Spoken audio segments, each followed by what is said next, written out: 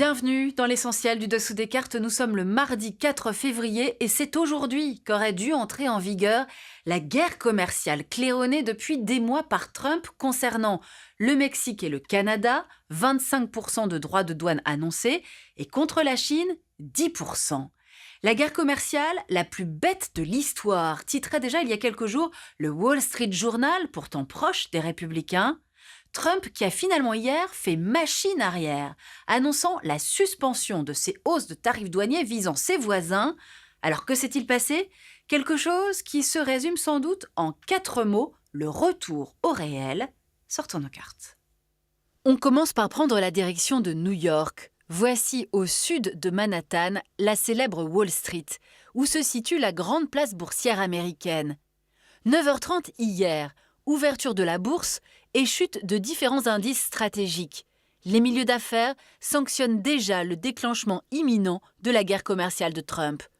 Conséquence, 10h20 à Mexico, Claudia Sheinbaum, la présidente mexicaine, poste ce message sur X. Elle vient d'obtenir de Trump que la hausse américaine des tarifs douaniers soit suspendue en échange d'un renforcement des contrôles à la frontière. Retour à New York, Wall Street.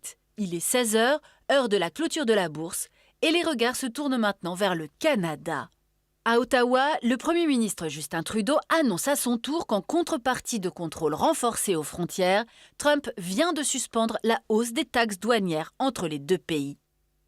Au cœur de ce revirement, la menace que faisait peser cette guerre commerciale sur l'économie américaine elle-même, tant sont imbriquées, vous allez voir, les économies des 3 voisins d'Amérique du Nord.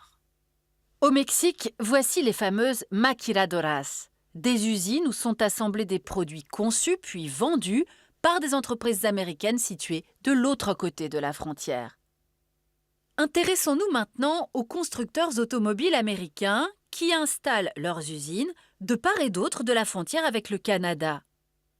Ainsi, General Motors a installé une usine ici, à Détroit, mais Ford, lui, a installé une usine au Canada, à Windsor.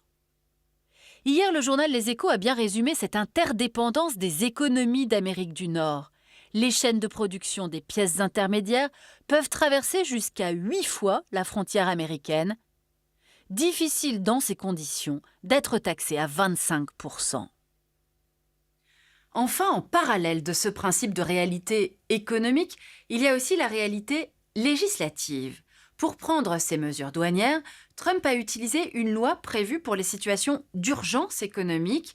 L'augmentation des droits de douane avec 2 pays partenaires, le Mexique et le Canada, ne rentrant pas dans ce cas de figure, Trump courait le risque de voir ces mesures attaquées et éventuellement retoquées par la justice américaine, surtout dans un contexte où l'économie américaine n'est pas en situation d'urgence, plus 2,5% de croissance en 2024.